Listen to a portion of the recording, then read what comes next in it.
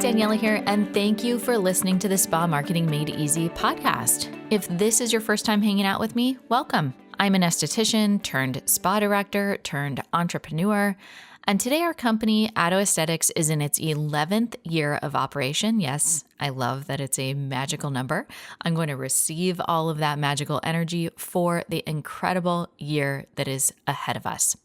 Now, if you are an aesthetic professional that wants to create a company, not a really hard job for yourself, if you're an action taker, if you're someone who does not have the time for those with a victim mentality, if you're someone who has big dreams to create a 7-figure spa without overwhelm, without stress, and with the time to pick up your kids from school and still make it to karate, you are in the right place, my friend. You have found your home, and I am so glad that you are here. So I just wrapped up a 2-day event in Indianapolis with our spa manager certification students.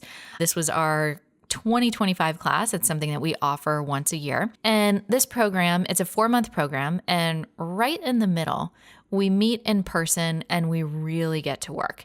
And so the instructions, so each of these spas that are in the program, they are told, come to this event with the biggest problem happening in your spa right now, which really makes it fun because I have an idea of what they're going to say. We've run this program a few times now, and it's really interesting because we have some CEOs and we have some spa managers, and I love the dynamic of teaching a course with both of those roles. In fact, at this event, I brought to everybody's attention, I said, did you see that all of the spa managers are sitting on this side of the table and all of the CEOs are sitting on the other side of the table?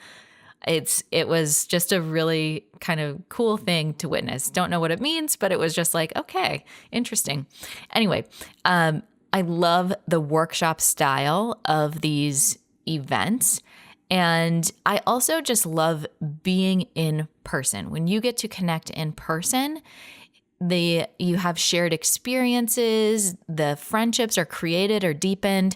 And so when you get on Zoom, you get a heck of a lot more done. So anyway, at this event, we spent a lot of time talking about sales and marketing. And when those topics come up at some point, you're going to be talking about your spa booking software because that's such an important piece of the puzzle. Now, for years, I have been talking about MangoMint, and I hands down believe that they are the absolute best spa booking software on the market.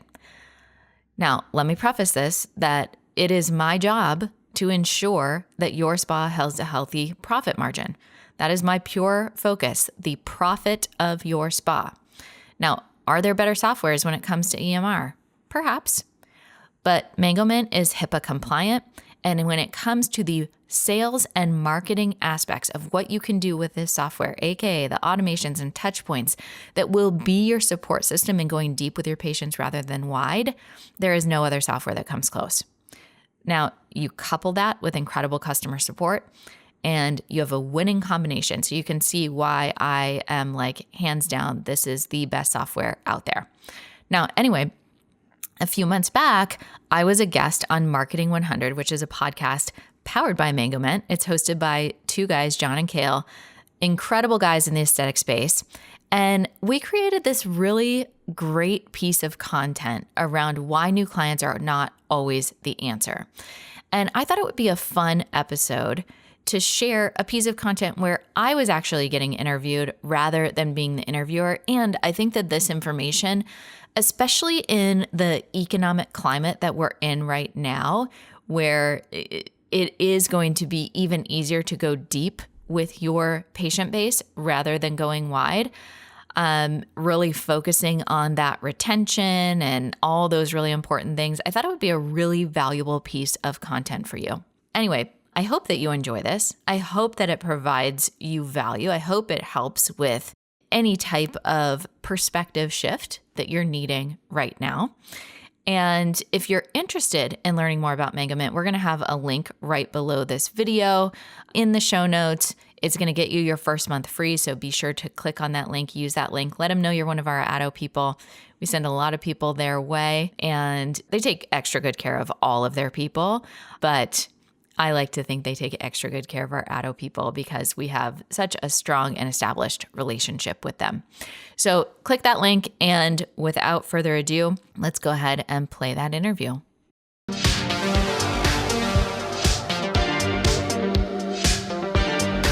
Hey everyone, welcome back to Marketing 100. I'm Kale, your salon and spa business bestie, and I'm joined today, as always, by my good friend and the founder of the salon business, John Halberg. But today is a very special episode. John is excited. I can tell already. Yeah. I'm excited. Super excited. We've got a very special guest today, Daniela Warner, founder of Addo Aesthetics and the host of the Spa Marketing Made Easy podcast. Daniela, thank you so much for joining us today. We're so happy to have you.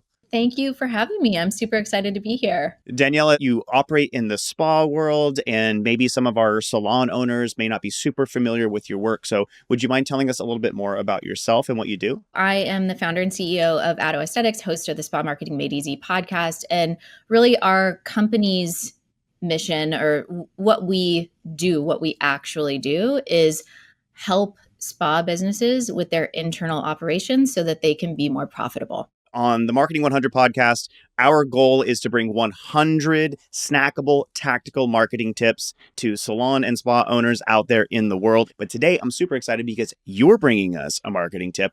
What are we talking about today, Daniela? Why new clients are not always the answer to your problems. When a spa owner feels their numbers going down or they're seeing their books not full, the solution that comes to their mind is, I need new clients. And today I want to talk about why that is not always the right answer. We've got to take a step back and first analyze, are we having a lead flow issue? Or are we having a retention issue? Yeah, I guess it just comes automatically, right? If you see you have gaps in the book, the reaction is I need clients, and you just default to thinking that must be new clients, right? Or more clients coming in. It is the default. And I think that we're either in action mode or reflection mode. As entrepreneurs, we tend to live in action mode a lot more than we spend time in reflection mode. And sometimes that's great. It helps us to move forward. It helps us to be innovative. But it would do everybody a service to actually reflect on what has worked. If you see that you have a consistent number of new clients coming in, but your new client retention is very low, we have a different problem to solve. We don't want you to spend time and money and energy getting new people in the door if they're just going to drop right off. You have to consider the expense. When you're trying to court new clients, no matter what, it's going to cost you money. And in fact, typically it's far more expensive to acquire new clients than it is to retain clients that you already have. And in that case, if you are spending all that time, effort, and money on bringing in new clients, but you're not retaining them, then you're just wasting money. You've got a leaky bucket there, right? In spa, when we have a new client come in, that new client retention, we want that to be at no lower than 70%.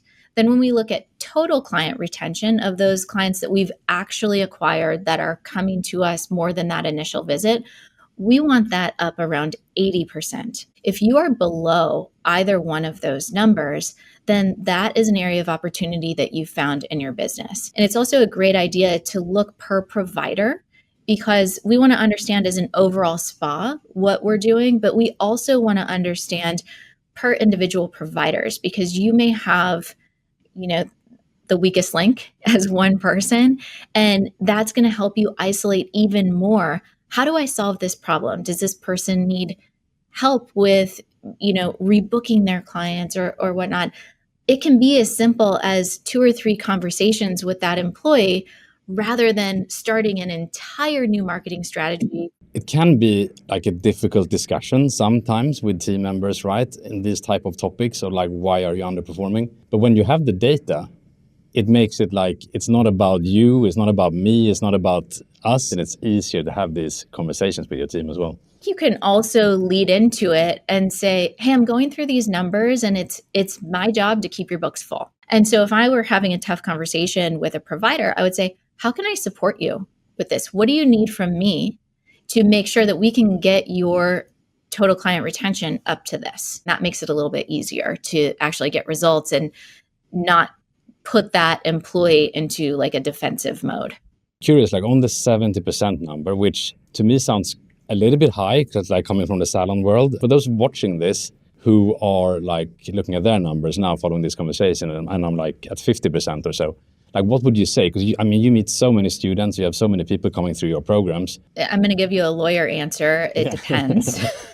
It really depends. And it has to do with looking at each individual spa. You have to make sure that you're marketing to your right person. The spas that are in alignment with their core values, their messaging, all of that, it's pretty easy to get to 70% because they're targeting the correct person. If my primary service is microneedling, but I am talking about things other than microneedling or spray tanning or something that really has nothing to do, then again, I'm going back to the piece of what is the problem that I'm trying to solve? And so am I speaking to the person that I'm trying to attract? Am I on the right platform? I'm going to be 44 this year.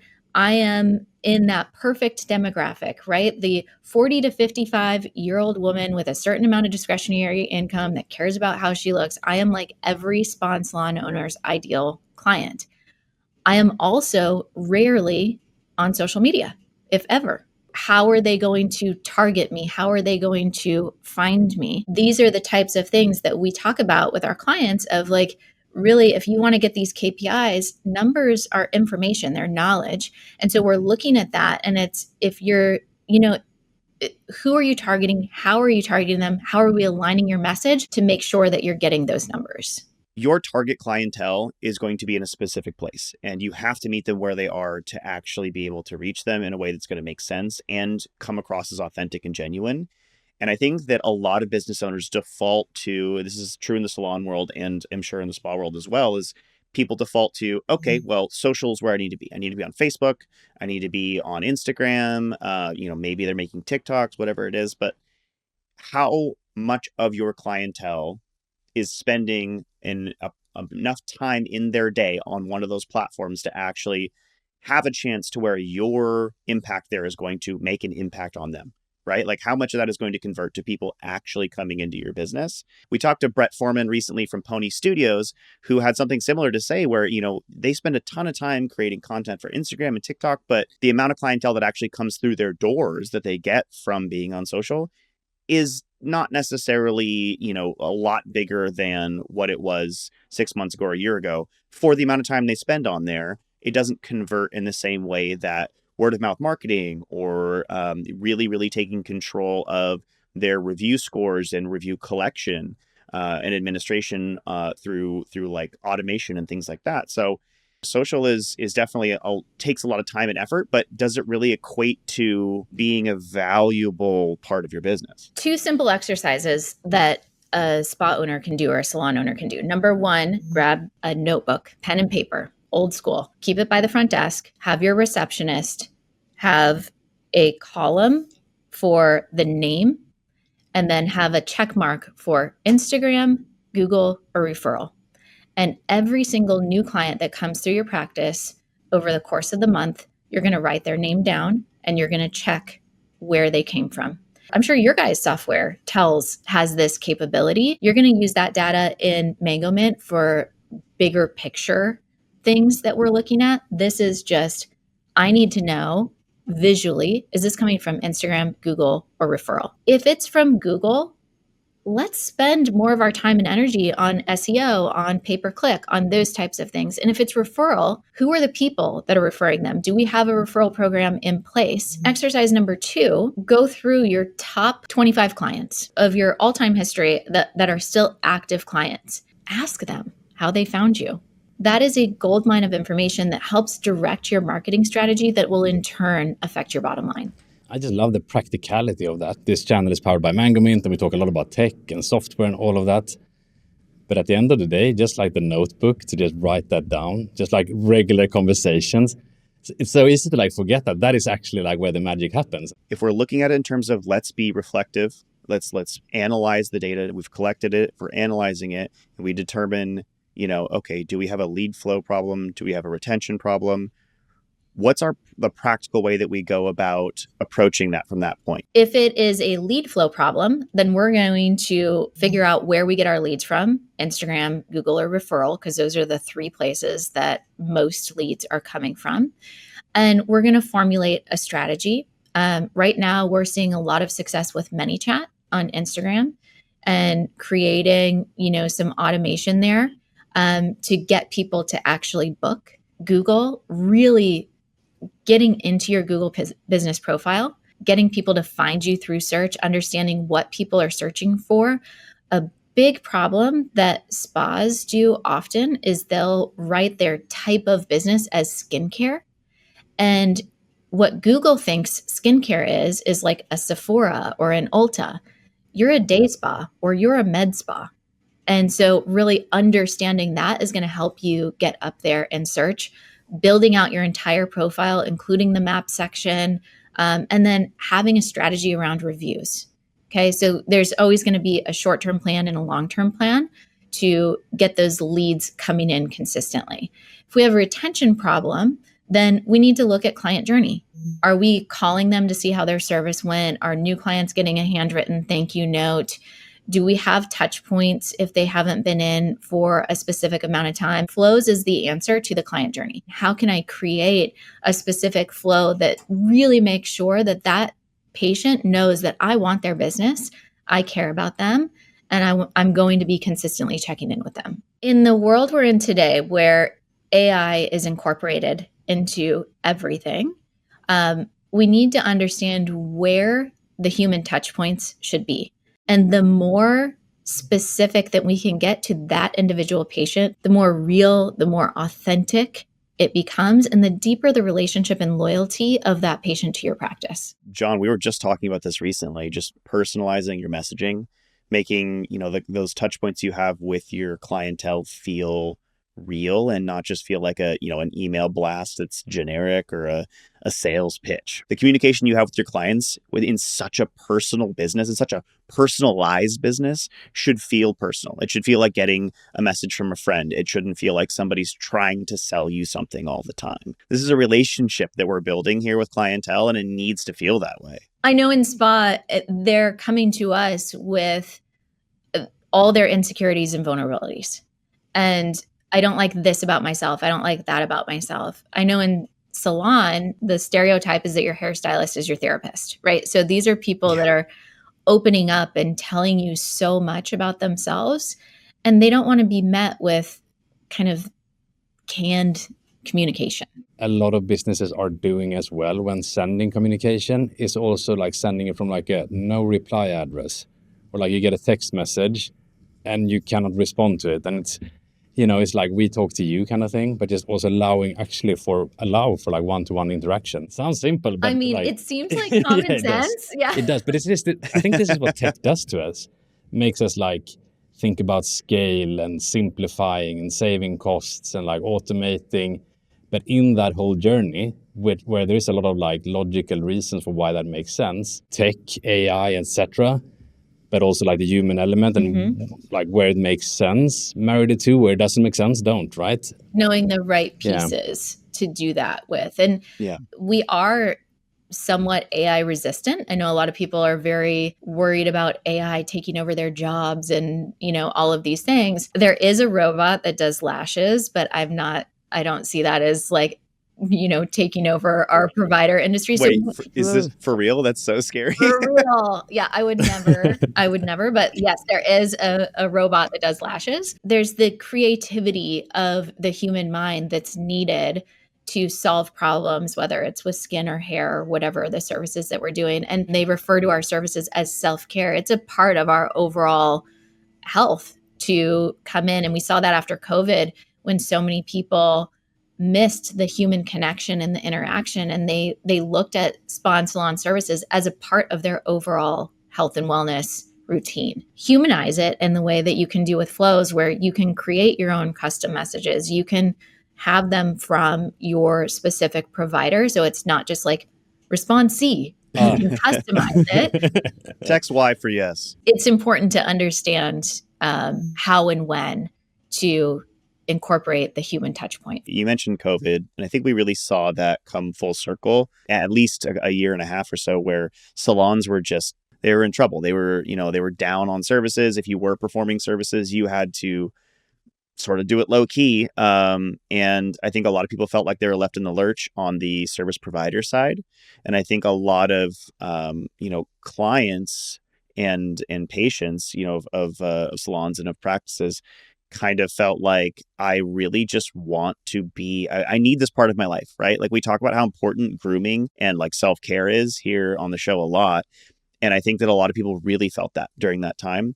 And when we finally got out to the other side of that, we saw this boom in this, these service industries again. But there was something that was sort of like that forever changed, I think, during that time period in terms of like how we talk to people, how we communicate, or the ways in which that we interact. And I think that a lot of businesses maybe as well had trouble sort of getting on track with how do we grow our business quickly, because we need to get back to where we were. We need to pay bills. We need to be able to pay for our space and our employees and everything else, and still be able to maintain that personal touch point. So we're embarking on this new part of our business journey. We have these new, needs that we had to keep our business going. And then on top of that, we've got this sort of like crater, this dent that was left by the impact of COVID, where now our communication skills are sort of altered and the tools that we use to communicate are different and less personal.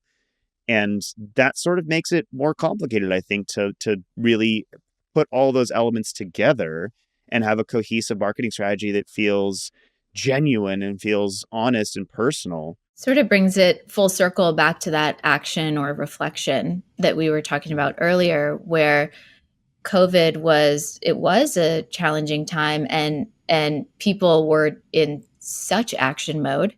There wasn't the time to reflect on how meaningful those relationships were for the spa owners and salon owners that were like, let's have a coffee chat on Zoom. Let me teach you how to do a facial at home. Let me teach, like the connections with those in our community were really, really meaningful and really impactful. And then we just went straight into action mode before reflecting and saying, wow, what if I incorporated this relationship aspect and not just be behind the screen, all the time expecting my business to grow in that way? How could I be more fulfilled, be more impactful, and also get more referrals by showing up and connecting with community in a meaningful way? 2024 was a tough year. Election year causes uncertainty, inflation. We saw a big drop in the summer. It was a lot slower than usual. And I think that sent panic waves to a lot of people. And I really do believe that this is going to be an incredible year for our industry. Fingers crossed, everybody. Fingers crossed. I genuinely do hope so. I think that, there's always a need for service. There's always going to be a need for salons and spas and self-care businesses. And I think that people are going to need self-care more than ever in 2025. So I do genuinely hope that service industries continue to run strong and salons and spas are in a good place in 2025. So much gold and value that you've shared today, Daniela. I'm so appreciative of that. I've learned many things here. New clients are not always the answers. Where does your problem really lie? Do you have a few takeaways for people watching this who will not remember everything we talked about, but like a few key points? The action item that I want you to do is first evaluate. Do you actually have a lead flow problem, or do you have a retention problem? So look at those two things. Use the notebook strategy, use the asking your top 25 clients strategy to really understand. You can go through and use flows. If you're a Mango Mint customer, highly recommend. And if you need lead flow help, first figure out where your leads are actually coming from and formulate a strategy around that isolated channel so that you can get the most efficient results. Simple, easy to action. That's what we always try to do here on Marketing 100. Daniela, thank you so much for joining us for Marketing 100. We had a ton of fun with you today. A lot of great takeaways as well. Where can our audience, our listeners, our viewers learn more about you? Thank you so much for having me. I had a blast as well. You can listen to the Spa Marketing Made Easy podcast on Apple Podcast, on Spotify, or any of your podcast listening apps. And you can learn more about our company, Atto Aesthetics, at attoaesthetics.com. And we'll make sure to include links to those down in the description below. If you want to try the tools that Daniela mentioned today on the show, we have a link where you can try Mango Mint for free for 30 days, 60 days, whatever. You get a little bit of extra time on us. Don't tell anybody. Thanks so much for joining us on another episode of Marketing 100. I'm Kale, your salon and spa business bestie, and we'll see you in the next one.